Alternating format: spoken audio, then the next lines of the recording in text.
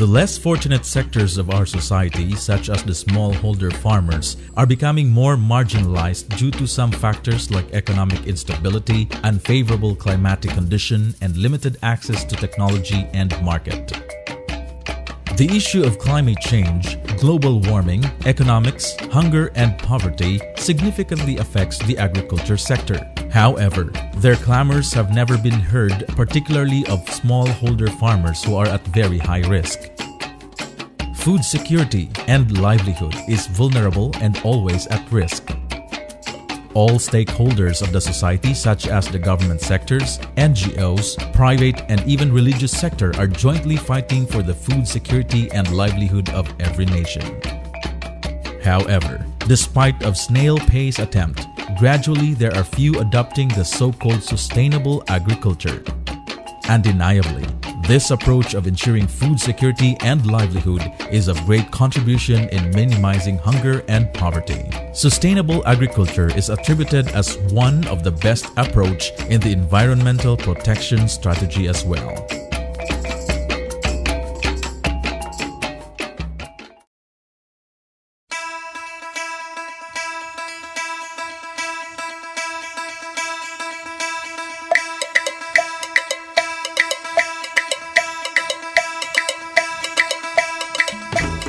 The Rural Development Institute of Sultan Kudarat is a member organization of the Philippine Network of Rural Development Institute, actively engaged in strategic program interventions covering several important geographical and economic sectors. Since its establishment in 1996, RDISK has been continuously engaged in various rural development democratization issues that confront the rural poor in Mindanao. RDISK implemented sustainable livelihoods and improving governance-related activities in the 8 barangays of Colombia under the shared project for the period of 24 months.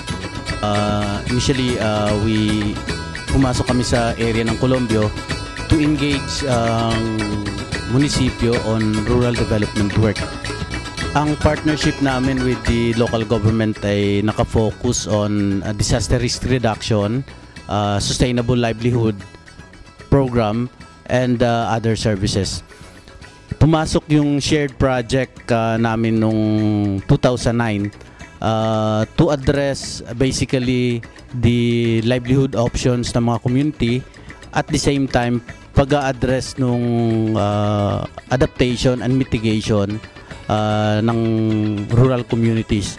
Ito ay in partnership with the local government units from barangay to municipal level, and engagement to on policy issues related on disaster risk management. Dong Manungal and his family are among the project beneficiaries in the development initiatives of the Rural Development Institute of Sultan Kudarat in shared project. Ako po si Dong Manungal na taga Barangay LBB. So yung ano namin doon sa area namin na halos yung medyo marami yung tanim doon sa akin yung area ko. Tapos yung mga tanim doon, mga nyog, kasaba,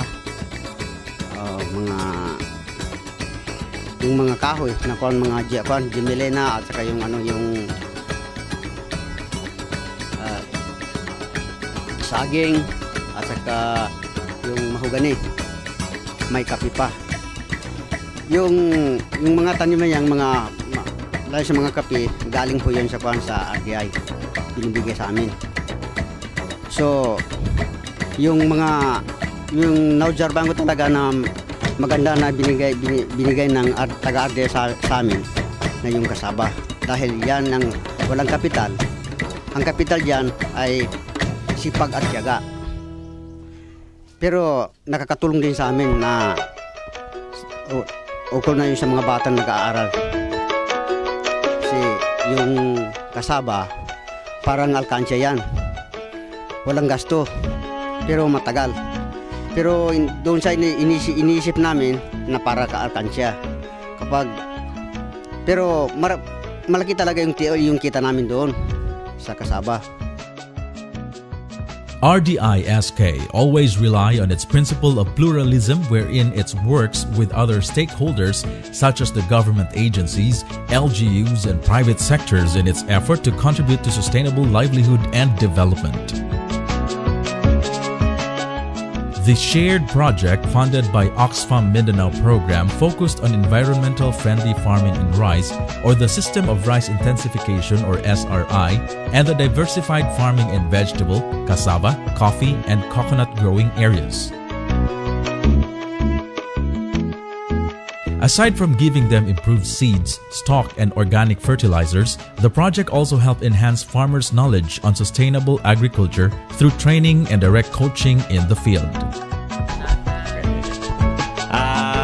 Ako po ay si Carlito Obal, residensya ng Barangay Mayo, kung saan ay isa rin sa mga beneficiary ng SRI program, na kung saan ay isa rin kami na naka-benefits naman kanilang mga project, na kung saan kami ay nagsubok ng tanim na ito. Sa aming nakikita, nagsimula kami ng half hectare itong aking area na ginawa namin na demo sa pamamagitan ng paggamit ng mga technology ng SRI.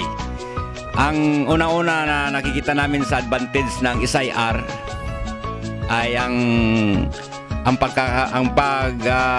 makaka-minus sa paggamit ng mga similya, dahil ito ay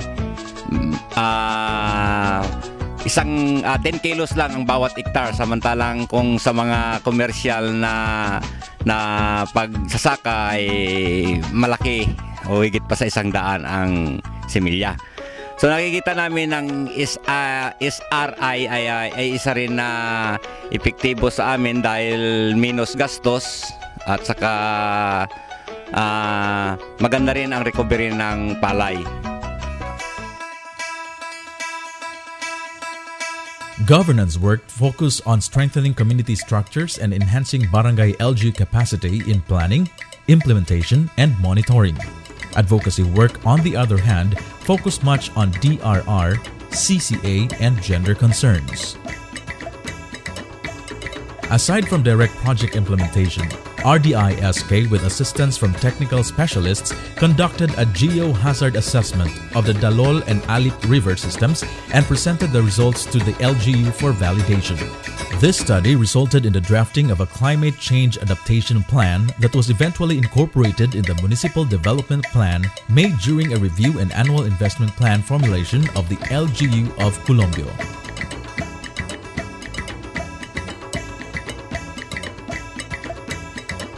It involves promotion and adoption of diversified farming system with great emphasis on the integration of food crops, livestock production, and other viable commercial crops using bio-based or organic farming technology to ensure productivity and the sustainability of agricultural production among farming households.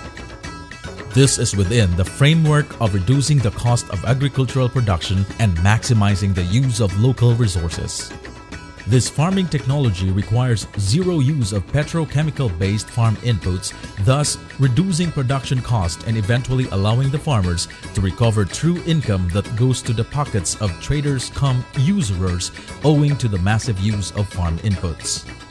Part of the program is the propagation of bio-intensive gardening at the household level to ensure ample supply of food to the farmers.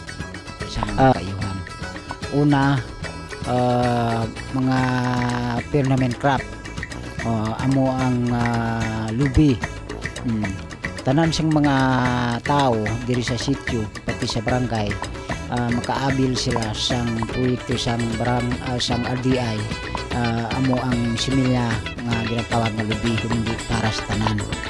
Ikaduha, ining kape agin hatag yapon sa liay, kining ginatawag nga Nestle Arabica, kape na siya. Pero ang kape katatlo amo ang kuan ining kasaba, inang kasaba. Ang RDI damo sing mga kuan, sang mga gulay, similar sang gulay nga ginhatag parehas sa kalabasa, ginhatag yapon sang RDI. Tapos sining iban nga gulayon nga ginhatag kay ina siya amo ang makahatag siyang ginatawag nga kalusugan. Kalusugan kag kun damo na pwede na i-deliver, kag pwede ibaligya para medyo maka dugang-dugang siyang ginatawag nga pangabuhian. Unang-una man nabi ang mga tanom namon diri unang kuan sang RDI atong skills training. Then may ara gyapon sang mga gulay hangtod subong ari ning mga nagatindog pa. So may mga kalabasa, so damo nga mga tanom ang ginahatag. So hindi lang amo siya na, may kasaba pa.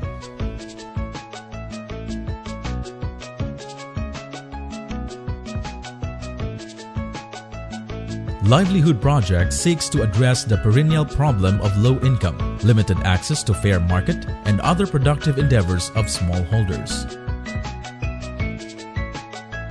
Initial RDISK's interventions in partnership with local communities, business sector, and LGU have opened up opportunities for setting up community-based social enterprise.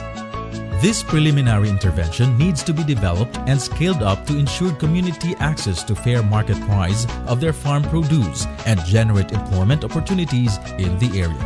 So sa ganitong ibinibigay po ng scope ng good governance ng barangay, yung ibinibigay po ng RDI. Una-una, dito sa welfare. Ano po yung welfare? Dito sa good governance na ito, dito sa barangay. Ang welfare, dito na pumapasok yung ating pong mga NGOs. Like for example, yung welfare, livelihood.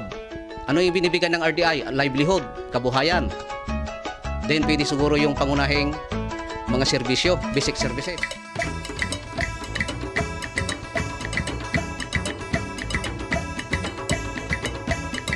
This component aims at capacitating community or barangay governance structures and institutions to effectively develop community plans that integrates climate change adaptation strategy, disaster risk reduction, gender and development, and tri-people development concerns and institute systems of monitoring the implementation of these plans.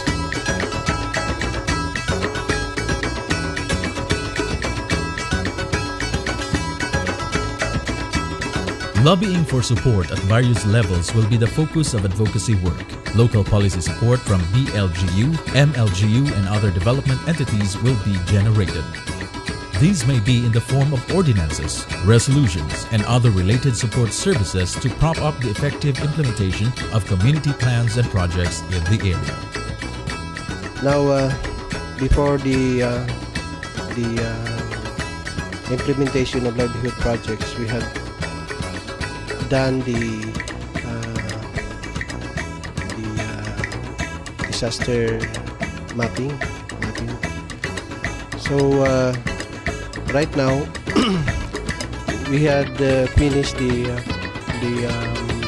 livelihood projects to 8 barangays by way of planting cassava and other vegetable crops and a lot of